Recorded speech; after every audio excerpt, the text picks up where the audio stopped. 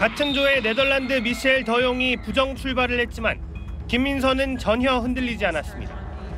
출발 총성과 함께 힘차게 빙판을 지친 김민선은 첫 100m를 10초 46, 전체 4위로 통과했고 이후 스피드를 폭발적으로 높였습니다.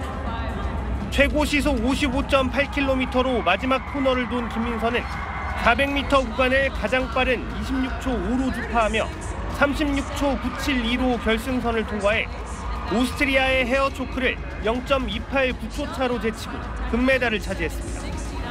자신의 기록을 0.228초나 단축한 김민선은 월드컵 3대회 연속 금메달을 거머쥐었습니다. 2017년 선배 이상화가 갖고 있던 500m 세계 주니어 기록을 깨뜨리며 유망주로 떠올랐던 김민선은 처음으로 36초대에 진입하며 이상화의 세계 기록에도 한 발 더 다가섰습니다. 개인 신기록을 달성하게 되어서 더 뿌듯한 경기였던 것 같고 4차 월드컵까지도 체력 관리 잘해서 좋은 모습 보여드릴 수 있도록 노력하겠습니다. 김민선은 다음 주에 열리는 4차 대회에서 4연속 금메달에 도전합니다. SBS 배정훈입니다. 1500m와 혼성계주에서 금빛 질주를 펼친 박지원은 주종목 1000m에서도 눈부신 경기력을 뽐냈습니다. 맨 뒤에서 기회를 엿보다 3바퀴를 남기고 질주를 시작해 결승선을 반바퀴 앞두고 앞선 두 선수를 그대로 제친 뒤 1위로 결승선을 통과하며 3관왕을 완성했습니다. 어깨 부상을 딛고 이번 시즌 9번째 금메달을 따낸 박지원은 자신이 새로운 에이스임을 입증해냈습니다. 가장 뒤에서 출발해서 나가는 걸로 작전을 세웠고요. 어느새 정신을 차려보니까 마지막 바퀴였던 정말 저도 알 수 없었던 그런 경기였던 것 같습니다. 3000m 계주에 나선 여자 대표팀도 짜릿한 역전 우승을 차지했습니다. 2바퀴를 남기고 2위로 이어받은 마지막 주자 심석희가 순간적으로 캐나다 선수를 앞지른 뒤 거친 몸싸움까지 펼친 끝에 1위 자리를 지키며 금메달을 완성했습니다.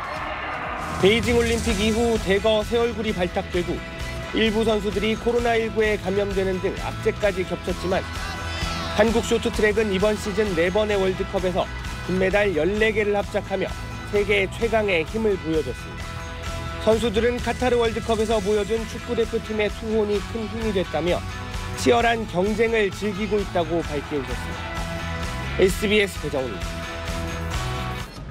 우리나라는 전반 5분 만에 왼쪽 측면이 뚫리며 선제골을 내주고 불안하게 출발했습니다. 포르투갈 달로의 개인기에 김진수와 김영권이 순식간에 허물어지면서 우르타에게 골을 허용했습니다. 우리 선수들은 서두르지 않고 짧은 패스로 빌드업을 시도하며 차근차근 골문을 노렸습니다. 그리고 전반 27분 코너킥 상황에서 이강인의 왼발 코너킥이 호날두의 등에 맞고 흐르자 김영권이 달려들며 마무리한 뒤 환호했습니다. 손흥민과 이강인의 약속된 플레이에 호날두까지 도움을 줬고 김영권이 지난 대회 독일전에 이어 강팀 킬러의 면모를 보여줬습니다. 김승규 골키퍼가 안정적인 선방을 이어가며 뒤를 받친 가운데 시간이 흐를수록 손흥민이 적극적으로 슛을 날리며 포르투갈 수비진을 흔들었고 후반 20분 황희찬이 투입되며 공격에 활기를 더했습니다. 그리고 후반 추가 시간이 13초 지나는 순간 코너킥 상황에서 수비수가 걷어낸 공을 손흥민이 혼신의 힘을 다해 따내 전력 질주를 시작했고 황희찬이 뒤에서 무서운 속도로 따라붙어 공간을 열면서 손흥민의 패스를 받아 논스톱으로 연결해 기적같은 역전골을 터뜨렸습니다. 우리 선수들은 한데 엉켜 환호했고 경기장은 열광의 도가니가 됐습니다. 2대1로 승리를 거둔 우리 선수들은 한데 모여 휴대전화로 우루과이 가나전 결과를 지켜봤습니다. 그리고 우루과이가 2대0으로 승리하며 우리나라와 승점, 골득실까지 같아졌지만 우리가 다득점에서 2골을 앞서 극적으로 16강 티켓을 거머쥐었습니다.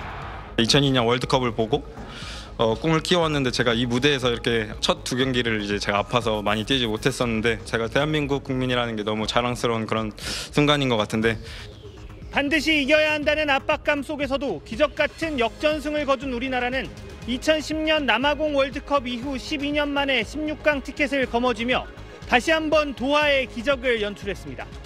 도하에서 SBS 배정훈입니다. 프리스케이팅에 나선 신지아는 첫 점프인 더블 악셀에 이어 트리플 루프와 트리플 살포까지 3차례 점프를 모두 클린으로 처리하며 가산점을 챙겼습니다.